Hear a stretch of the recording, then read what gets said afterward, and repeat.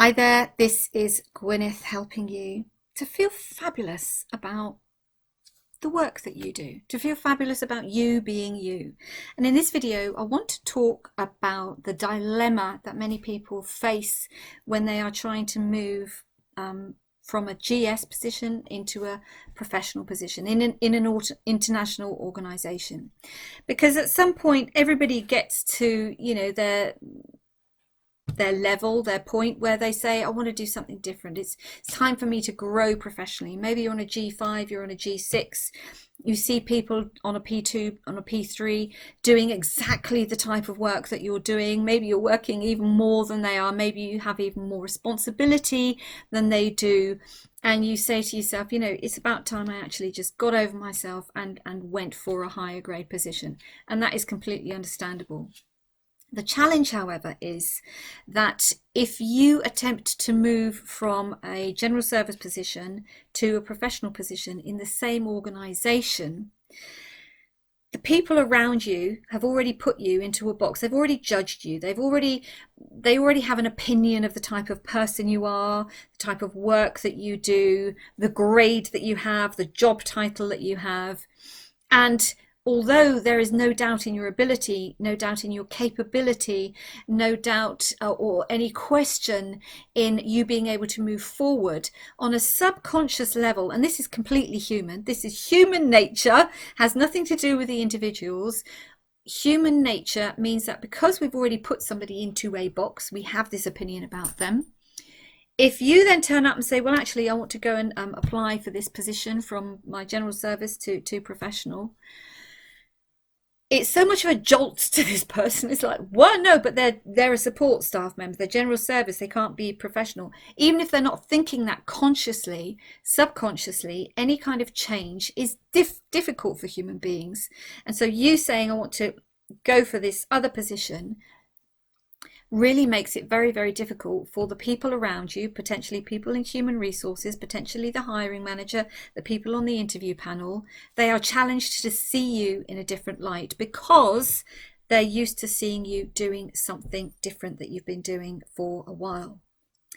So there are a couple of options here, because it's not impossible, and I have worked with clients who have made that move from G to P within the organization, but it's not something that you can just do. You can't just apply to a P and get on, get on with it.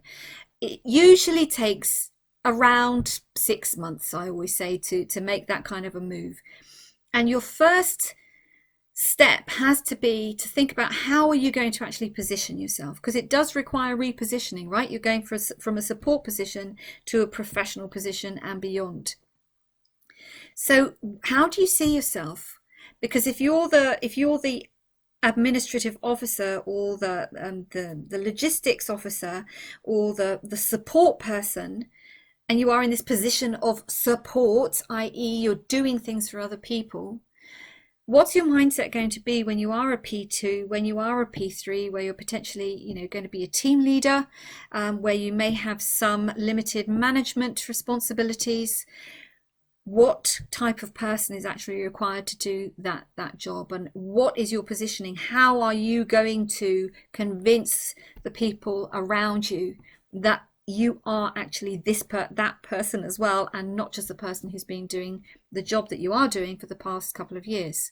So that's one way of doing it, but it's very, very hard work, especially, then you get to interview and these people have all been working with you. Several people know you if you've been in the organization for a longer time, and you're asking them to forget everything they know about you and see you in a different light. It is very, very challenging. Doesn't matter how good you are. Like I said, that's just human nature, nothing we can do about it. The other option, and this is what I recommend to pretty much all of my clients who say that they want to make this move, is to consider changing organizations. Because when your application form goes to a different organization, you will have the opportunity to do something completely new.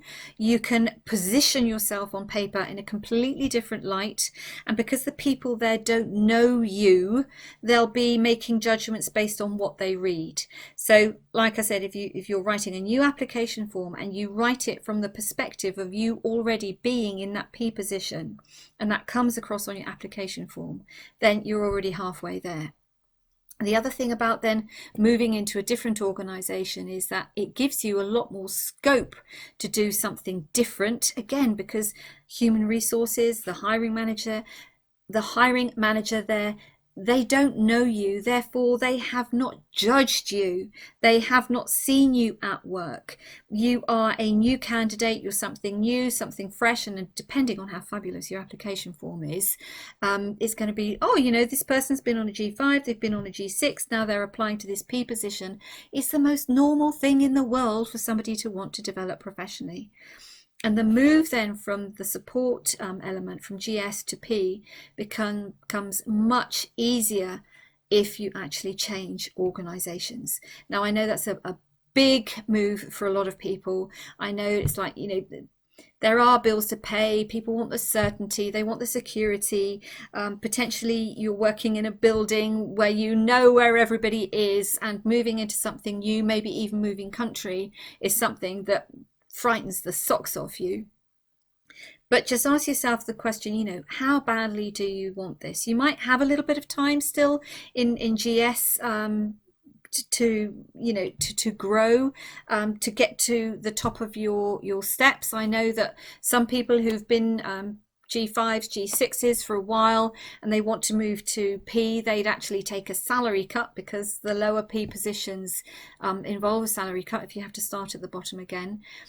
But if you're absolutely sure this is where you want to go, then first of all, consider looking outside of the organisation, because it will be very, very hard work trying to do it internally. It's not impossible. Like I said, I've worked with a couple of people who've managed it, but for the majority of people, actually leaving the organisation and going somewhere where those judgments haven't been made for you, about you, is going to give you a much higher chance of success than if you try and push your way, crawl your way to the top through the organisation, even through the department maybe where you are currently working.